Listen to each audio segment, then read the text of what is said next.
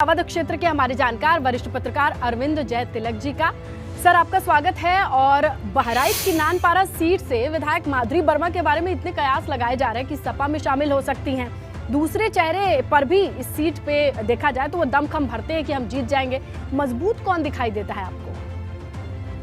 देखिए, नानपारा सीट जो है अर्ध सामंती क्षेत्र है, गरीब जनता यहाँ की है और छोट जोत वाले किसान हैं। तो अमूमन जो है अगर फायदे के तौर पर आप देखेंगे तो यहाँ पे जाति समीकरण के हिसाब से कुर्मी बहुल क्षेत्र है, तकरीबन 72,000 कुर्मी है और लगभग इतने ही मुसलमान है।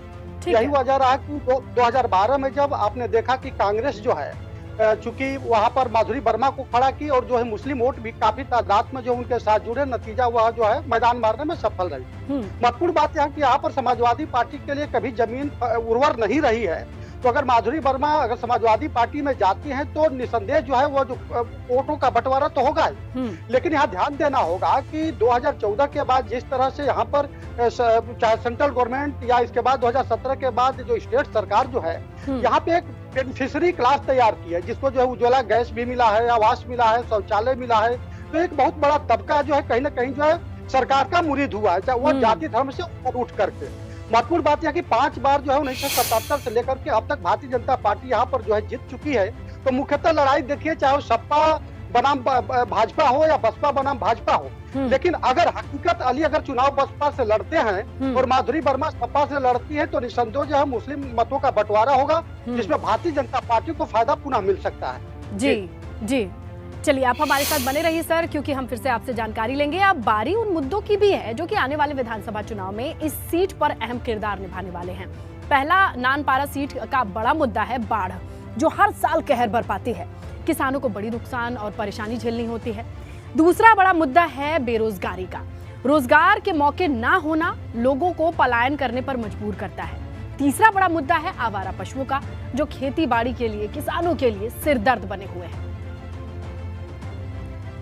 तो नानपारा सीट पर मौजूदा बीजेपी विधायक माधुरी वर्मा का कहना है कि उन्होंने तो विकास के पूरे काम कराए हैं, विधायक निधि से जितना कर सकती थी उन्होंने कराया है। वहीं सपा जिला अध्यक्ष भी नानपारा में विकास नहीं होने का ठीकरा विधायक के बजाय सरकार पर फोड़ते दिखाई देते हैं। विकास सरकार की जरूरत है। हमारे इसके फंड में क्या है, रोड बनाने के लिए और जो निधि है, निधि में रोड पुलिया इसी के लिए, और विधायक की निधि में है क्या? इतना फंड है तो प्रधान और जितने उनके छोटे छोटे ग्राम सभा लेके प्रधान में है निधि, और जितना रोड और जिसका पुलिया का निर्माण था वो हुआ।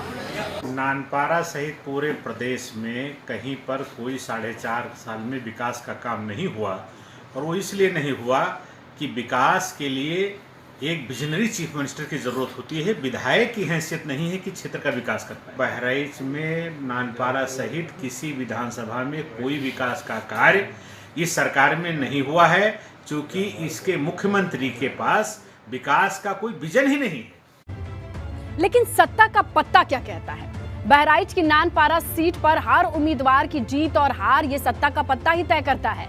नानपारा सीट का ये सत्ता का पत्ता है मुस्लिम और दलित तबके के वोटर्स, जिनकी तादाद इस सीट पर सबसे ज्यादा है। वहीं कुर्मी वोटर्स भी अच्छी खासी तादाद में यहाँ पर दिखाई देते हैं। तो ये सत्ता का पत्ता है जो बेहद अहमियत रखता है।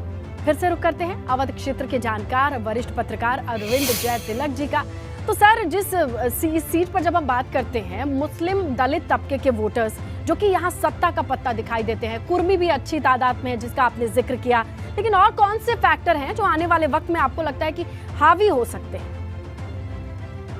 देखिए, दलित जो है तकरीबन जो है 22,000 के आसपास है और मुसलमान भी 72,000 के, यानी लगभग 1 लाख के आसपास है। लेकिन जो ओबीसी जातियां हैं जिसमें लगभग 45,000 मौर्य है, तकरीबन 20-22,000 जो है लोध है, ये भी जो है एकजुट होते हैं। दूसरी महत्वपूर्ण बात है कि आप उच्च वर्ग के लोग को देखेंगे तो 2014 के बाद से ही भारतीय जनता पार्टी में शिफ्ट हो गए हैं।